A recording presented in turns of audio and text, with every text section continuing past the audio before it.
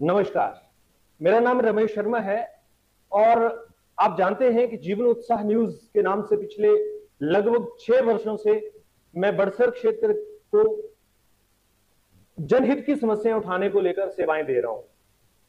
इन 6 वर्षों का सफर बहुत अप्स एंड डाउन्स में रहा, बहुत पीक पे भी गया, नीचे भी आया, बहुत सारे कारण भी रहे, बहुत सारी समस्याएं भी आई।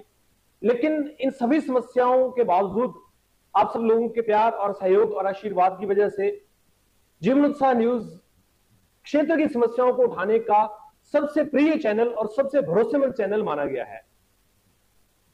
एक पत्रकार की जिंदगी बड़ी मुश्किल होती है, ये बोलने के लिए बड़ी आसान लगती है, सुनने वालों को इसके बारे में बहुत ज्यादा पता है। कुछ लोगों की नमस्कार, कुछ लोगों का तिरस्कार और कुछ सामाजिक सरोकार, ये सब चीजें पत्रकार की जिंदगी का एक बहुत बड़ा हिस्सा है। और आप ये भी शायद मानते होंगे कि किसी के विरुद्ध बोलना और किसी के पक्ष में बोलना इतना आसान नहीं है। लेकिन उसके बावजूद भी जीवन उत्साह न्यूज द्वारा हमेशा यह प्रयास किया गया है कि समाज की जो समस्याएं हैं, क्षेत्र का जो डेवलपमेंट को लेकर जो मुद्दे हैं, उन पर चर्चा की जाए, उन पर बात की जाए। मैं हाल ही में आपको 2-3 विषय पर लेकर आऊंगा जो मेरा व्यक्तिगत रूप से भी उस पर बोलना बनता है और मुझे बताना भी चाहिए, पब्लिक को जागरूक भी करना चाहिए।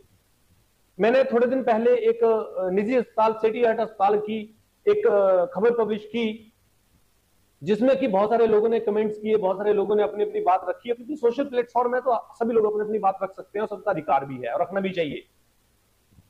और उसमें हमने ये सवाल खड़ा किया कि एक ऐसा सुपर स्पेशलिटी हॉस्पिटल जो इमरजेंसी में कार्डियोलॉजिस्ट के लिए खुला हुआ है, उस अस्पताल में 24/7 डॉक्टर्स, स्पेशलिस्ट डॉक्टर होने चाहिए, ये हमारा सवाल था। और हमने, क्योंकि हमारे पास कुछ शिकायतें भी थी, कुछ लोगों के कॉल भी थे कि यहाँ पर डॉक्टर उपलब्ध नहीं रहते हैं रात को, तो फिर हमने उस विषय को उठाया और उसका परिणाम ये हुआ कि वहां पर एक डॉक्टर आए। हालांकि मुझे पता नहीं वो परमानेंट आए कि टेम्परेरी आए, लेकिन वहां पर डॉक्टर, एक कार्डियोलॉजिस्ट डॉक्टर आए।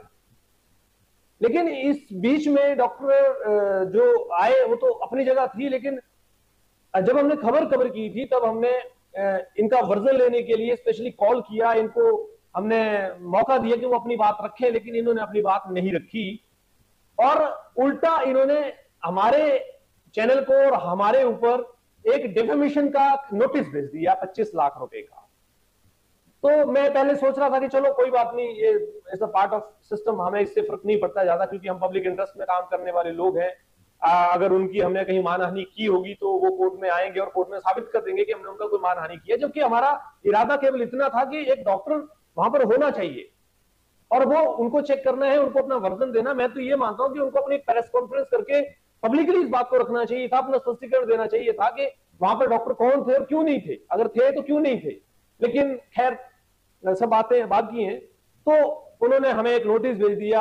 हालांकि हम उसका जवाब देना जरूरी नहीं समझते हैं, मुझे ऐसा लगता है कि हमें उसका जवाब नहीं देना चाहिए, क्योंकि हम पब्लिक इंटरेस्ट में काम कर रहे हैं। अगर आपको आपत्ति है तो आप न्यायालय में आइए, न्यायालय बने इसीलिए है कि अगर आपको हमने कोई नुकसान पहुंचाया है, आपकी छवि को नुकसान पहुंचाया है, तो आप न्यायालय में आकर अपना हक मांग सकते हैं।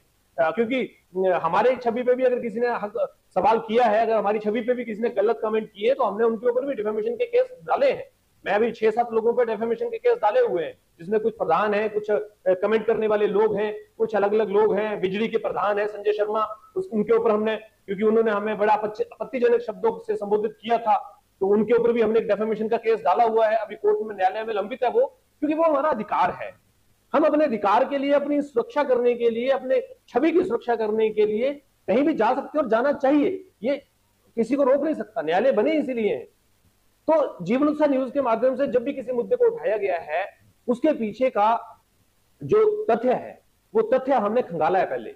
हम बिना मतलब के किसी चीज को नहीं उठाएंगे और हमें कोई शौक नहीं लगा है कि जबरदस्ती हम किसी का नुकसान करेंगे, किसी का हम डेफेमेशन करेंगे, किसी को डिफेम करेंगे। लेकिन जो मुद्दे मीडिया द्वारा उठाए जाने चाहिए, बेसिकली उन मुद्दों को अगर मीडिया नहीं उठाएगा तो फिर कौन उठाएगा? क्योंकि आम जनता मुद्दों को नहीं उठाती है, आम जनता सिर्फ समस्याएं बताती है। और दूसरा, यहां पर मैं एक और क्वेश्चन रखना चाहता हूं, हमारे जितने भी एडमिनिस्ट्रेशन है, अगर आप सोशल मीडिया पे किसी तरह की कोई चीज वायरल होती है तो उसके ऊपर आप फटाफट एफआईआर करते हैं, सोशल मीडिया के ऊपर कोई आदमी अपनी बात रखता है या कोई गलत कार्य करता है तो आप उसको एफआईआर कर देते हैं, लेकिन सोशल मीडिया के ऊपर उठाई गई खबर को शिकायत की आवश्यकता कहां है? जिस सोशल मीडिया पे आपने तो खबर उठाई है जी हमारे को पता लग गया, लेकिन इसकी शिकायत चाहिए, पर्टिकुलर शिकायत चाहिए। सर पर्टिकुलर शिकायत के बाद ही आप जांच करेंगे, ये तो कोई न्याय नहीं हुआ ना। तो सोशल मीडिया के ऊपर किसी भी तरह की कोई खबर उठाई जाए, उसकी प्रारंभिक जांच जरूर की जानी चाहिए विभागों के द्वारा, तभी तो एक आम आदमी को न्याय मिलेगा, हक मिलेगा।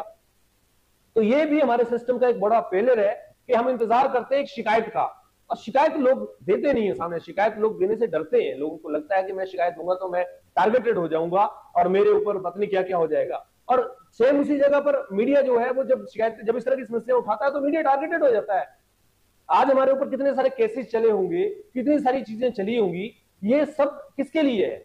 वो सिर्फ पब्लिक की आवाज उठाने का नतीजा है। अभी मैं एक SC/ST के केस से बरी हुआ पिछले साल, वो झूठे केस में मैं बरी हुआ। आज मेरे लिए वो 3-4 साल का वक्त कितना इंवैल्यूएबल था, क्योंकि एक न्यायालय में बार बार आपको अपराधी के रूप में खड़े होना, एक आरोपी के रूप में खड़े होना भी कितना बड़ा एक दंड होता है। लेकिन मैं माननीय न्यायालय का धन्यवाद करता हूं कि उन्होंने बड़ी ईमानदारी से, निष्पक्षता से इस केस की जांच की और मुझे निर्दोष बरी किया। तो हमें न्यायालय पे भरोसा है, हम मानते हैं कि न्यायालय ही तो है जिसका आज भी लोगों को डर है। तो मैं जीवनोत्साह न्यूज के माध्यम से आप सभी लोगों का धन्यवाद करना चाहूंगा कि आप सब लोग हमारी प्रेरणा है और हमें आप हमेशा जागरूक करते हैं, हमारे को हमेशा आगे बढ़ने के लिए प्रेरित करते हैं, और आपकी प्रेरणा की वजह से ही आज हम मुद्दों को उठा पाते हैं।